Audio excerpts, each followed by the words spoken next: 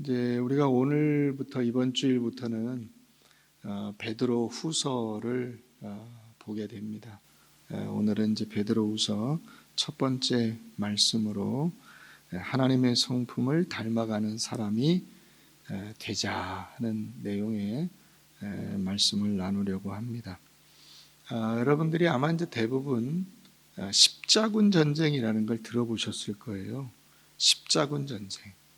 이게 서기 1095년부터 시작이 돼서 약 200년 동안 진행이 됐던 8번에 걸친 정벌 전쟁입니다. 그런데 이게 이제 어떻게 시작이 됐냐면 한 1000년간 그 유럽에 이제 기독교 신앙이 전해져서 기독교 신앙으로 살다 보니까 신앙이 사실 많이 좋아지기도 했어요. 경제력도 좋아졌어요. 그래서 이 사람들이 예루살렘을 한번 가보고 싶은 겁니다. 그래서 예루살렘을 갔다 오는 사람들이 점점 늘어나기 시작했어요. 그런데 예루살렘 지역은 이슬람이 그 장악을 하고 있는 곳이었어요. 그런데 그 1077년부터 셀주크 트루크족이라고 하는 그 이슬람 민족이 거기를 지배했는데, 그 전까지는 세금만 이제 이를테면 통행료만 내면은 성지 순례하는데 문제가 없었는데, 이 그 셀주크 트루크족은 아예 못 오게 막는 거예요. 그래서 이제 많은 유럽 사람들 가운데서 거기 성지 순례를 갈 수 있게 해다오 하는 이런 이제 민원이 교황에게 이제 올라가는 거죠. 그런데다가 그 당시 그 동로마 제국과 서로마 제국이 교황이 있는데요. 동로마 제국이라고 지금 터키, 그리스 지역에 자리 잡고 있는 또 다른 그 교황 세력이 있었는데, 지금 이제 동방 정교회 같은 그런 곳인데 그 뿌리인데요. 거기 그 동로마 제국 황제가 이 교황한테 이제 이 자기네들을 불편하게 하는 이슬람 세력을 좀 쫓아다오 하는 요청을 또 한 거예요. 또 한 가지는 이 교황이 사실상의 황제잖아요. 그 당시 그랬어요. 그래서 그 지금 독일, 오스트리아 이런 지역에 그 왕국을 가지고 있는 신성 로마 제국이라고 하는 곳에 하이니 4세라고 하는 일반 황제와 권력 다툼을 벌여요. 누가 더 세냐 하는 이런 이 센 오빠 경기를 하는 거야. 그 이 엎치락 뒤치락 하는 이런 도중에 이제 교황이 잘됐다, 이참에 그러면은 이 유럽 전체의 힘을 모아서 그쪽하고 전쟁을 하면서 내 권한과 권세를 드높이리라 하는 생각을 갖는 거예요. 그런 생각을 밑바탕에 깔고 이 전쟁을 시작하게 됩니다. 그래서 십자군 전쟁을 벌이게 돼요. 그런데 그 첫 번째 전쟁만 승리하고, 그래서 첫 번째 전쟁에서 예루살렘을 점령하고요. 나머지는 다 패배하거나 아니면 예루살렘에 가보지도 못하고 엉뚱한 데로 새버렸어요. 그래서 8번의 전쟁은 7번이 전부 다 실패로 끝나고 마는 것입니다.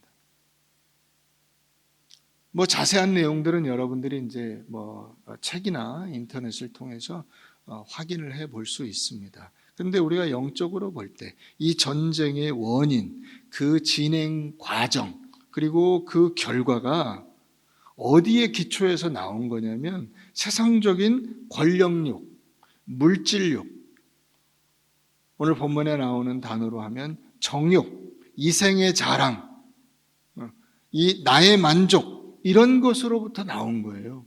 그리고 그런 것을 충족시키는 과정으로, 그리고 그것을 이루기 위한 방향으로 간 거예요. 그래서 결과가 어떻게 됐나요? 실패하게 된 겁니다. 실패. 지금까지 여러분, 인간이 살아오는 모든 과정이 이랬어요. 인간은 늘 거룩한 명분을 내세워요. 그리고 자신의 열심을 내세워서 그것을 달성하고자 하는 것처럼 보이지만은 실제는 뭘로 가느냐? 자기 만족으로 가요. 자기를 드높이고 자기를 자랑하는 곳으로 가게 됩니다. 그것은 늘 실패로 끝나게 됩니다. 왜냐하면 거룩한 신앙적인 행위조차도 결국은 자기를 드러내는 것으로 가니까요. 예수님께서 그래서 뭐라고 하시죠? 기도하는 거, 구제하는 거, 금식하는 거, 이런 것들 남에게 보이려고 한다는 거예요. 여러분, 기도처럼 하나님 앞에 거룩한 행위가 어디 있어요? 금식하는 것처럼 하나님 앞에 신실함을 가지고 주님 앞에 무릎을 꿇고 먹지 않으면서 하나님의 도움을 구하는 이런 신앙적인 행위가 어디 있어요?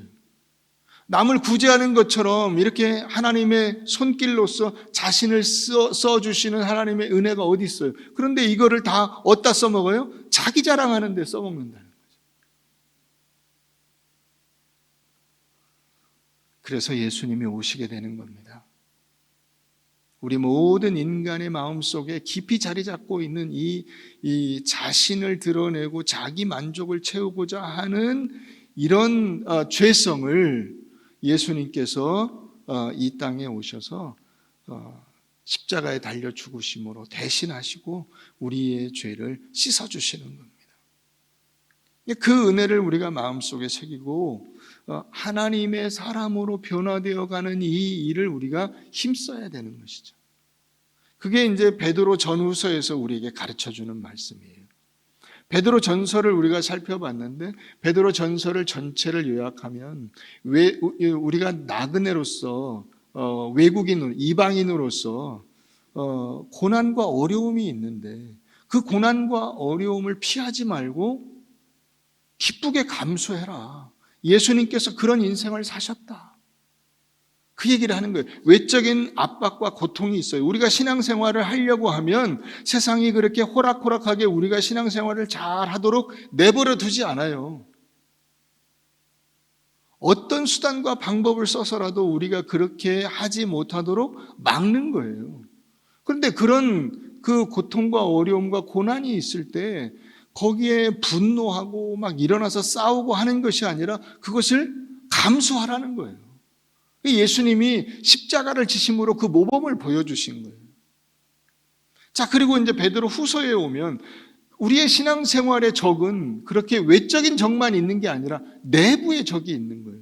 내 마음속에서 일어나는 내적인 적이 우리를 함정에 빠뜨리고 우리가 제대로 신앙생활하지 못하도록 막는다는 거예요. 그런 내부의 적을 우리가 어떻게 극복하고 그 신앙의 싸움을 계속 싸워 나가느냐 하는 그것을 이 베드로 후서에서 베드로가 우리에게 격려하고 힘을 내도록 우리에게 가르쳐주고 있는 것입니다. 그래서 그 대체적인 내용을 우리가 먼저 보면 10절에 이런 말씀이 있어요. 그러므로 형제들아 더욱 힘써 너희 부르심과 택하심을 굳게 하라. 이 부르심과 택하심은 외적인 거예요? 내적인 거예요?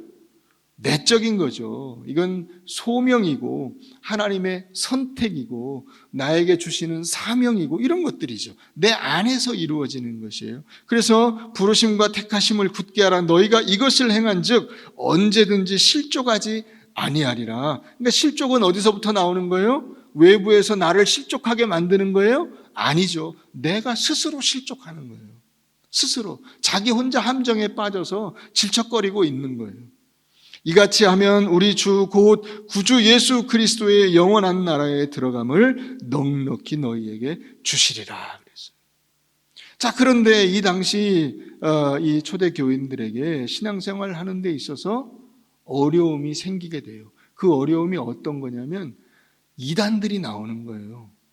예수님의 그 가르침에 위배되는 잘못된 이 교묘히 그 잘못된 사상과 신앙을 퍼뜨리는 사람들이 생기는 거예요. 거기에 그것을 잘 구분하고 분간할 수 있는 지혜를 가지라고 요청하고 있어요. 2장 1절 한번 가보세요. 그러나 백성 가운데 또한 거짓 선지자들이 일어났었나니 이와 같이 너희 중에도 거짓 선생들이 있으리라. 그들은 멸망하게 할 이단을 가만히 끌어들여 자기들을 핏값으로 사신 주를 부인하고 임박한 멸망을 스스로 취하는 자들이라. 이 거짓 선생들, 이 신앙의 원리들을 왜곡해서 자신의 그 이익의 그 도구로 삼는 사람들, 이런 사람들이 생겨나고 있는 것이죠. 뿐만 아니라 예수님께서 너희가 내가 이 승천하는 것을 본 그대로 다시 올 것이다 하고 재림을 약속하셨는데 그런 재림이 없다라고 하는 그 재림, 예수님의 말씀과 약속을 비웃는 사람들도 생겼어요. 그 3장 가보세요. 3장 1절에 보면 사랑하는 자들아 내가 이제 이 둘째 편지를 너희에게 쓰노니 이 두 편지로 너희의 진실한 마음을 일깨워 생각나게 하여 곧 거룩한 선지자들이 예언한 말씀과 주되신 구주께서 너희의 사도들로 말미암아 명하신 것을 기억하게 하려 하노라. 먼저 이것을 알지니 말세에 조롱하는 자들, 신앙을 비웃는 자들이 와서 자기의 정욕을 따라 행하면서 노세 젊어서 노세 우리가 이때 아니면 언제 놀겠냐 하면서 조롱하면서 뭐라고 해요? 4절에 이르되 주께서 강림하신다는 약속이 어디 있느냐? 조상들이 잔후로부터 만물이 처음 창조될 때와 같이 그냥 있다 라고 이야기한다는 거예요. 세상이 다 그대로인데 뭐 주님이 다시 오신대, 뭐 예수가 또 온대, 예수님 죽었어, 이렇게 이야기하는 사람들이 있다는 거예요. 이런 신앙의 유혹에 빠지지 말고 하나님께서 우리에게 기대하시는 진짜 신앙으로 가야 된다 하는 것을 오늘 본문에서 말씀하고 있는데 그게 4절 말씀이에요. 4절 한번 우리 읽어보겠습니다. 1장 4절 시작. 이로써 그 보배롭고 지극히 큰 약속을 우리에게 주사 이 약속으로 말미암아 너희가 정욕 때문에 세상에서 썩어질 것을 피하여 신성한 성품에 참여하는 자가 되게 하려 하셨느니라. 아멘. 하나님을 닮은 신의 성품, 신적인 성품을 닮은 새 사람으로 다시 사는 일을 시작하라는 것입니다. 우리가 올해 주제 성구로 에베소서 4장 22절에서 24절 말씀을 정했는데 너희는 유혹의 욕심을 따라 썩어져가는 구습을 따르는 옛사람을 벗어버리고 오직 너희 심령이 새롭게 되어 하나님을 따라 의와 진리의 거룩함으로 지으심을 받은 새 사람을 입으라. 아멘. 이게 하나님께서 이 시대에 우리에게 지금까지 우리의 신앙생활 속에서 항상 권면하시고 부탁하시고 요청하시는 말씀이에요. 그것은 베드로에게도 똑같습니다. 너희가 신의 성품에 참여하는 자로 살아라. 고린도후서 5장 17절 말씀에도 보면 누구든지 그리스도 안에 있으면 새로운 피조물이라 이전 것은 지나갔으니 보라 새 것이 되었도다. 하나님께서 우리를 새로 지으시고 새로운 창조물로서 하나님을 따라 사는 신실한 새 생활을 시작하라는 것입니다. 그러면 이 신의 성품에 참여하는 자라는 말과 반대되는 개념이 있지 않겠어요? 그게 이제 4절에 또 나와 있어요. 어디에 있냐? 너희가 무엇 때문에 세상에서 썩어질 것을 피하여 그랬어요? 무엇 때문에? 정욕 때문에 그랬어요. 정욕. 이 정욕이라는 단어가 신성한 성품에 참여하는 자라는 개념과 반대되는 개념이에요.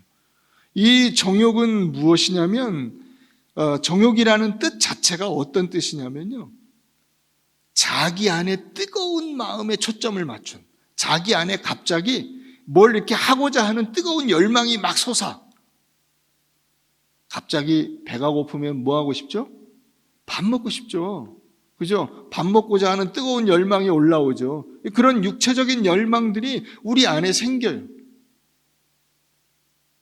이런 욕심에 따라 사는 사람이에요.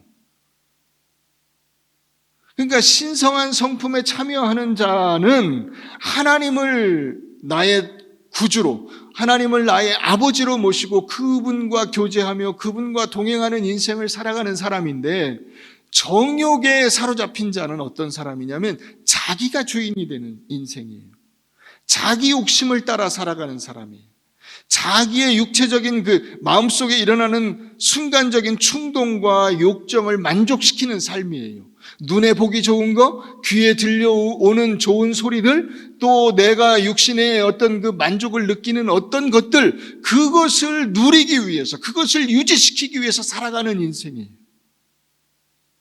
여기서부터 모든 거짓과 기만과 죄악이 나오게 되는 것입니다. 육체적인 정욕과 하나님 이외의 다른 것을 궁극적인 목표로 삼아서 살아가는 삶이에요. 이제 우리는 그와 같은 육신적인 욕심에서 벗어나서 하나님의 신성한 성품에 참여하는 자로 살아야 되겠다. 그럼 이게 신앙생활 하는 데서도 똑같아요. 신앙생활 하는 데서도 우리가 신성한 성품에 참여하는 자로 사는 것과 정욕에 사로잡힌 신앙생활과가 이게 왔다 갔다 하는 거예요. 왔다 갔다. 항상 이렇게 사는 게 아니고 왔다 갔다 해요. 그러면 신성한 성품에 참여하는 자는 어떻게 살까요? 여러분들이 예배드리고 기도하고 말씀 보고 봉사하고 헌신하고 이렇게 하는 이런 것들을 통해서, 그런 과정 속에서 내가 하나님을 닮은 자로 성도를 섬기고 또한 내가 하나님의 자녀로서의 그 성품과 인격을 가다듬는 그 일을 해내는 거예요. 그래서 점점 더 신앙이 성숙해가고, 이래서는 안 되지, 자기 절제를 이루고 하나님의 말씀을 위해서 자기를 복종시키고 처복종시키고 순종하는 삶을 살게 되는 거예요. 그런데 그럼 정욕으로 사는 사람은 어떻게 하냐? 정욕으로 사는 사람은 일 자체가 목적이 돼요. 내가 멋진 찬양을 했어. 내가 주방에서 봉사를 했어. 내가 봉사위원을 했어. 안내위원을 했어. 내가 목사야, 장로야, 권사야. 그것 자체가 목적이 돼요. 그래서 그걸 자랑해요.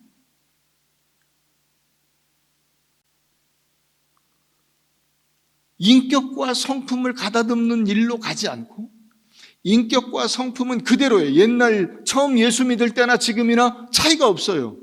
인간성이 그대로예요. 성품이 변화된 것이 없어요. 예수 믿고 나서 그의 본성과 그의 절제력과 그의 언어와 그의 마음 씀씀이가 달라진 것이 하나도 없어요. 근데 뭐만 바뀌었어요? 직분이 바뀌었어요.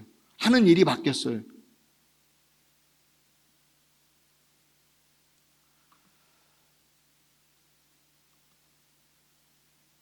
한 20여 년 전에 우리나라에 이제 막 전도 열풍이 엄청 있었잖아요. 그때 유명한 분 중에 하나가 진돗개 전도왕 이런 분이 있었죠. 그분이 박모 집사인데 저 순천이라고 하는 곳에 어느 교회 집사님이었어요. 이분이 전도를 열심히 해서 교회도 많이 부흥됐어요. 그 교회 담임 목사님이 저희 군목 선배 목사님이셨어요. 대령으로 예편하고 그 순천에 그 교회에 부임하셔서 목회하시는 중에 이 집사님이 전도를 열심히 해서 교회도 많이 부흥됐어요. 이 양반이 이제 교회 안에서 그렇게 전도도 많이 하고 이러니까 장로가 됐어요. 그래서 목사님이 이제 한 6, 7년 전에 70세 이제 정년을 하시고 은퇴하셨어요. 은퇴하고 나서 새로운 담임 목사를 뽑는 과정에서 이 집사님이 전횡을 휘두르기 시작해가지고 교회가 둘로 쪼개졌어요. 지금 총회 안에서 그 교회 건 때문에 시끄러워요. 몇 년간을 재판을 하고 총회 재판도 안 받아들이고 싸우고 있어요.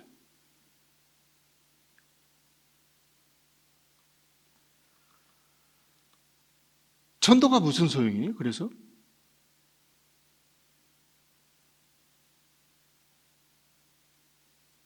그렇게 해서 교회를 키워가지고 교회 다 쪼개먹고 나면 거기 그 전도 받아서 온 그 성도들은 어떻게 생각이 들까요? 교회가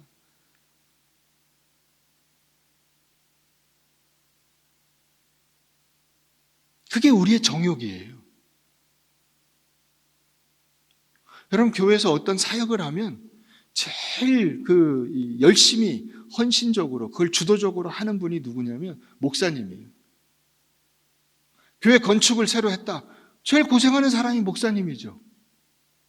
그런데 그 목사가 그 일로 인해서 인격과 성품이 성장하고 그 새로 건축한 예배당을 통해서 성도들을 하나님을 닮은 신성한 성품에 참여하는 사람들로 키우는 일에 이 예배당이 쓰임 받아야 되잖아요.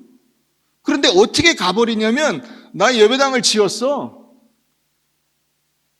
훌륭한 목사님이야. 그래서 어떡하죠? 나를 섬겨. 이렇게 돼버려요.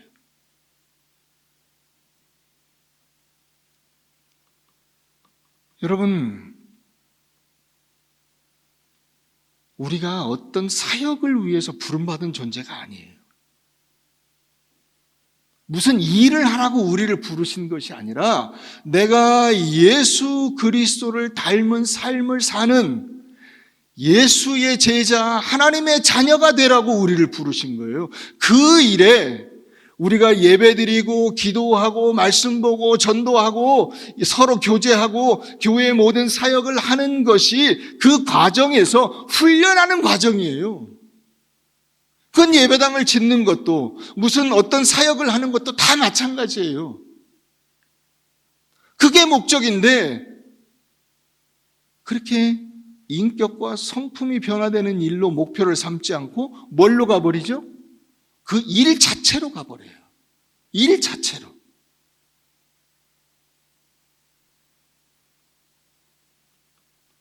그것을, 그 일을 내가 성숙하고 믿음으로 존재가 되는, 믿음으로 사는 존재가 되는 그 일과 맞바꿔 버린다는 거죠.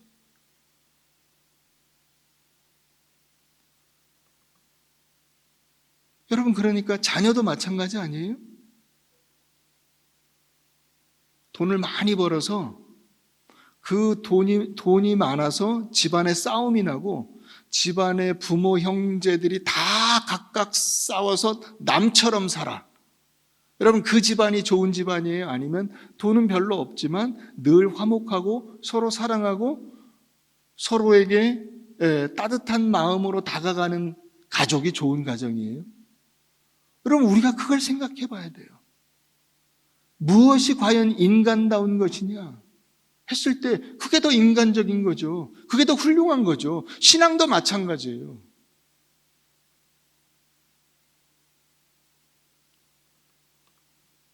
내가 하나님의 사람답게 되는 일이 목적이고 나머지는 다 그 과정이요, 수단일 뿐이에요. 그런데 이것을 착각해요. 남을 감동시키고 남에게 무엇인가를 해서 자기를 자랑하려고 해서는 안 되는 것입니다. 도리어 하나님의 신성한 성품에 참여하는 자로 살아야 하는 것입니다. 무엇을 했다, 어떤 업적을 남겼다, 뭘 지었다, 어떤 그 발전을 시켰다, 이런 것이 목적이 되는 것이 아닙니다. 내가 목사가 됐다, 장로가 됐다, 이것이 목적이 될 수가 없는 거예요. 그것과 상관없이 우리가 하나님의 사람으로 사는 거예요. 내가 목사가 되고 장로가 되고 그래서 교회 안에서 싸우고 갈등하고 교회가 쪼개지고 하는 이 일을 하지 말라고 예수님이 십자가에 달려 죽는 모범을 보여주신 거예요. 예수님이 여러분 빌라도하고 싸웠습니까? 그냥 사형 판결을 그대로 받아들이시죠. 예수님이 종교 지도자들과 싸웠습니까? 그대로 죽으시죠.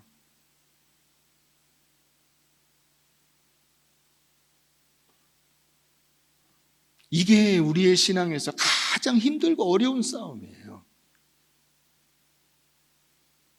바로 자신의 안에 이 신성한 성품을 만들어가는 일, 그것을 점점점 키워가는 일, 그로 인해서 내가 하나님의 사람으로 변화해가는 일, 이게 진짜로 어려운 싸움인 거예요. 그게 외적인 적과 싸우는 것보다 훨씬 어려운 일이에요.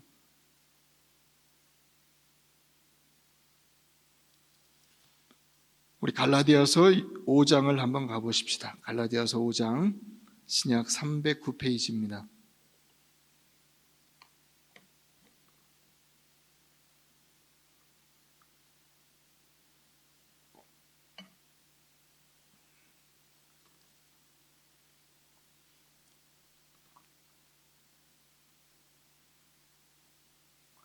갈라디아서 5장 우리 16절 한번 보죠. 16절 다 같이 읽습니다. 시작.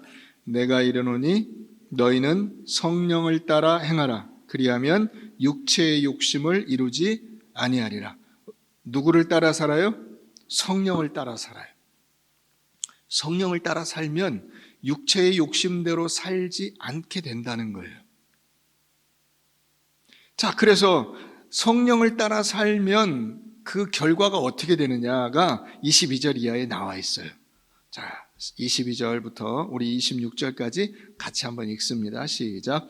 오직 성령의 열매는 사랑과 희락과 화평과 오래 참음과 자비와 양선과 충성과 온유와 절제니 이 같은 것을 금지할 법이 없느니라. 그리스도 예수의 사람들은 육체와 함께 그 정욕과 탐심을 십자가에 못 박았느니라. 만일 우리가 성령으로 살면 또한 성령으로 행할지니 헛된 영광을 구하여 서로 노엽게 하거나 서로 투기하지 말지니라. 성령을 따라 살 때 우리에게 이 인격적인 성품적인 변화가 일어나게 된다는 거예요. 그러니까 사랑과 희락과 화평과 오래 참음과 자비, 양선, 충성, 온유, 절제 이런 것을 하려고 애를 써서 되는 것이 아니고 성령님의 인도를 따라 살아가는 과정에서 자연스럽게 변화된다는 거예요. 내가 하나님의 자녀로서 살려고 애를 쓰다 보면 자연스럽게 이런 열매가 맺어진다는 거예요. 그래서 그가 어떻게 하지 않느냐면 그게 26절이에요. 그가 하지 않는 거, 헛된 영광을 구하여 서로 노엽게 하거나 투기하지 않는 거.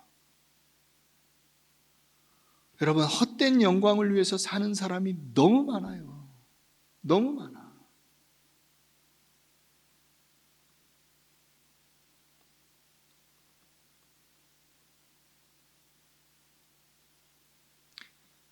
아까 예수님 말씀도 했지만은 그 바리새인들을 예수님께서 비판하시면서 남에게 보이기 위해서 기도하고 남에게 보이기 위해서 구제하고 남에게 보이기 위해서 금식하고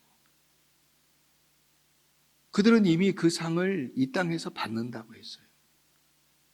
그 보이기 위함이라는 것이 그게 정욕이에요. 내가 이 정도야 라는 거.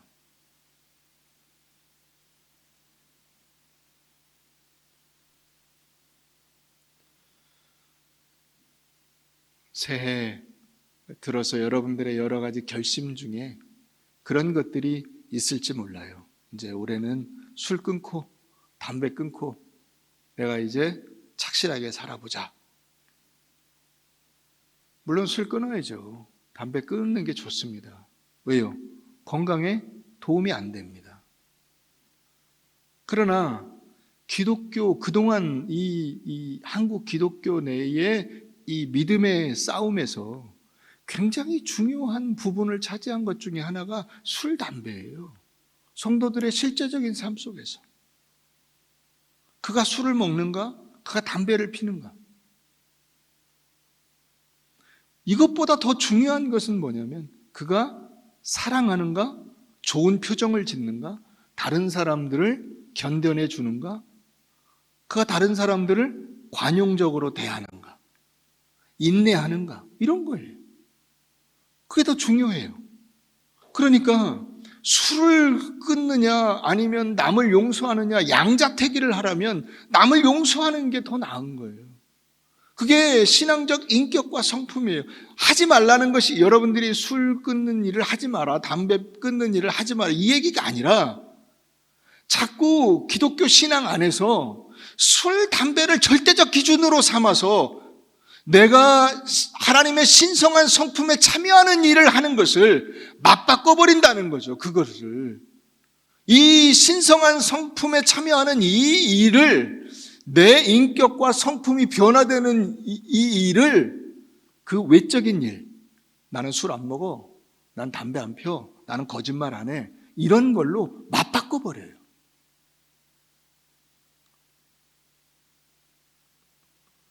차라리 그럴 바에는 술 먹으면서 남을 용서하고 담배 피면서 오히려 좋은 표정을 짓고 훌륭하십니다 칭찬하고 하는 게 더 낫지 않느냐는 거죠. 우리가 진짜 싸워야 될 싸움이 무엇인가를 우리가 바로 알아야 돼요.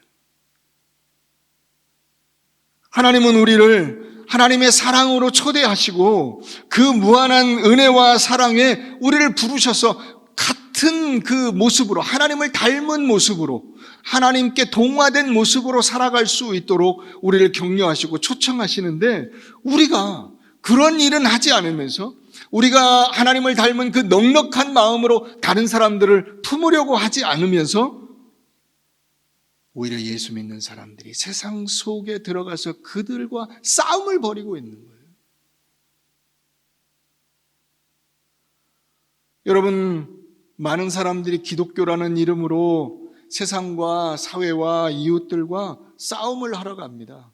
겉으로는 거창한 명분이 있어요. 정의를 위해서, 신앙을 수호하기 위해서, 성지순례를 가능할 수 있도록 만들기 위해서, 이런 거죠. 십자군 전쟁하고 똑같아요.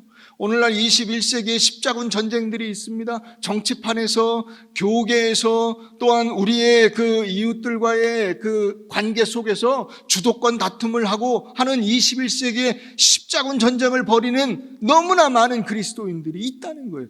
헛된 영광을 구하고 서로 상대방을 분노케 하고 투기하는. 여러분, 그런 싸움에 더 이상 여러분들이 참여하지 마십시오. 그것이 옳다 그르다의 문제가 아니에요. 그것은 신앙적인 그 본분에서 벗어난 거예요.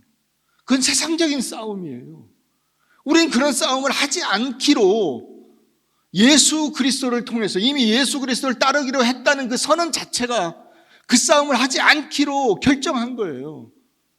예수님이 어떻게 보여주셨죠? 싸움하지 않고 죽으신 거예요. 모든 정치적인 싸움에서 벗어나서 당신이 그냥 희생을 당하는 걸로 끝났어요.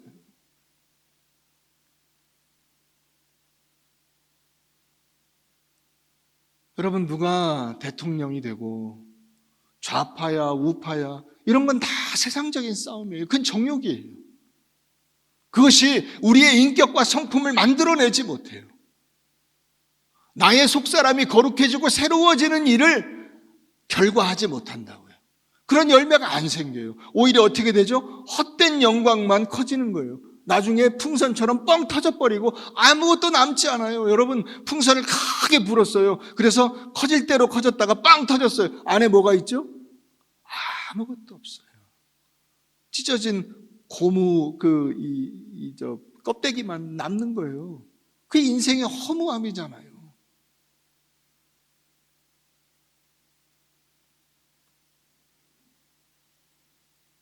우리는 세상이 만들어내지 못하고 저들에게 없는, 믿지 않는 사람들에게는 없는 누가 있습니까? 하나님 아버지가 계시잖아요.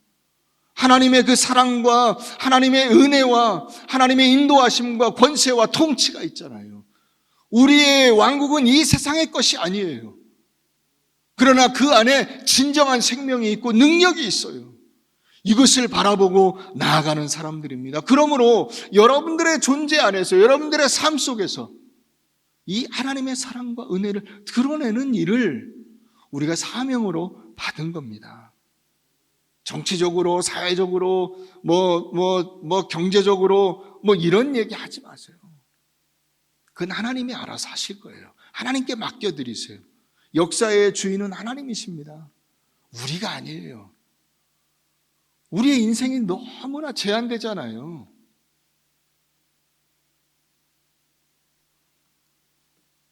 여러분들은 여러분들의 가정과 직장과 학교와 교회 안에서 내가 하나님의 자녀답고 이 신성한 성품에 참여하는 일, 그 일로 여러분들의 존재를 드러내는 이 놀라운 사명과 특권을 받은 사람들이에요. 얼마나 감사합니까? 이 일을 할 수 있다는 것이, 여러분 2021년이 나에게 주어졌다는 것이 너무 감사하지 않아요? 그 탤런트나 배우가 있잖아요. 탤런트나 배우가 제일 두려워하는 일이 뭐냐면 군대 가거나 이민 가거나 죽는 거예요. 배역 속에서 갑자기 군대 가. 그럼 자기 배역이 없어지는 거잖아요. 이민 가. 자기 배역이 없어지는 거예요. 죽어. 그럼 끝나는 거예요. 그런데 죽지 않고 살아남아서 군대도 안 가고 이민도 안 가고 그 극중의 배역을 맡고 있으면 그거 감사한 거예요. 계속 나오잖아요. 여러분들에게 2021년이 주어진 거예요. 놀라운 은혜 아닙니까? 하나님께서 우리로 하여금 이 신성한 성품에 참여할 수 있는 기회를 또 한 번 주신 거예요. 새해가 우리에게 주어졌어요. 그래서 새로운 사람으로 하나님의 사람답게 사는 그 모습을 보여주라는 거예요. 감사하지 않아요? 예수님께서 공생애를 시작하실 때 이 일이 있었어요. 이건 놀라운 은혜예요. 다 살고 나서 마지막에 있는 게 아니고 시작하실 때 이미 그가 세례를 받으시고 물에서 올라오실 때 하늘에서 여기 나오죠, 여러분. 여기 앞에 이 성령이 비둘기같이 임하면서 하늘에서 소리가 나서 이는 내 사랑하는 자요 내 기뻐하는 자니라. 여러분, 하나님께서 여러분들을 그렇게 보신다고요.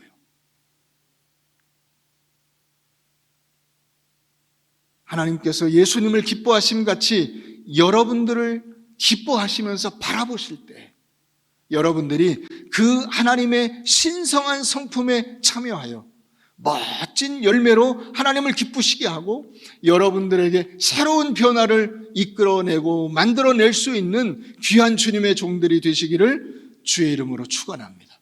이것이 올해 우리가 마주하고 우리에게 주어진 하나님의 숙제요 약속입니다. 이 말씀을 굳게 붙잡으시고 올 한 해도 승리하는 여러분들 모두가 되시기를 주의 이름으로 축원합니다.